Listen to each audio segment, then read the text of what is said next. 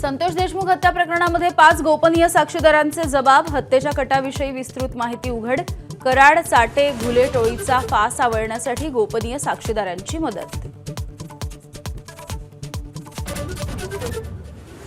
मस्साजोगमधून काँग्रेसच्या सद्भावना रॅलीला सुरुवात, प्रदेशाध्यक्ष हर्षवर्धन सपकाळ यांच्यासह देशमुख कुटुंबीय रॅलीमध्ये सहभागी.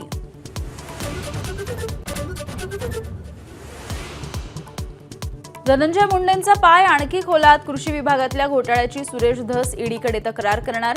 मुंडे आणि कराड यांनी कृषी विभागाचे 200 कोटी परस्पर उचलल्याचा धस यांचा आरोप.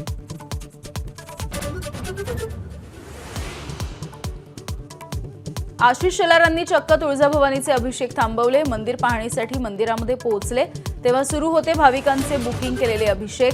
भक्तांमध्ये नाराजीचा सूर.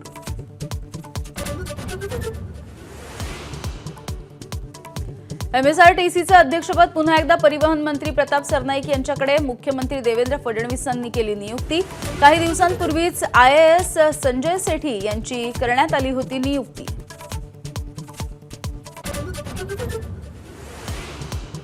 औरंगजेबाच्या कबरीवरून आता राज्यामध्ये वादळ निर्माण होण्याची शक्यता. कबरी उखडून टाकण्याच्या संदर्भात खासदार उदयनराजे भोसले, मंत्री नितेश राणे यांचं वक्तव्य. तर हिंदू जनजागृती समितीचा देखभाल निधीवरती आक्षेप. आता दुकानांच्या मराठी पाट्यांच्या नंतर मुंबईतील हॉटेल्स, उपहारगृह, दुकान मालकांनी मेन्यू कार्ड मराठीमध्ये करण्याचा ठाकरेंच्या शिवसेनेचा आग्रह. कोर्टमधील हॉटेल्समध्ये जाऊन दिलं पत्रक.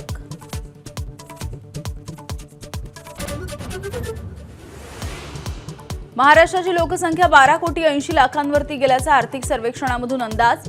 प्रजनन दर घटल्यामुळे 15 वर्षांच्या आतल्या वयोगटाची लोकसंख्या 19.6%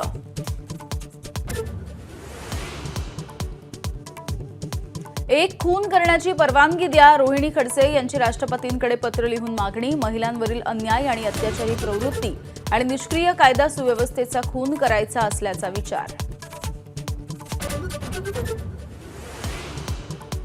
जागतिक महिला दिनाच्या निमित्ताने विविध कार्यक्रमांची रेलचेल. कालपासून लाडकी बहीण योजनेच्या लाभार्थींना हप्ता द्यायला सुरुवात.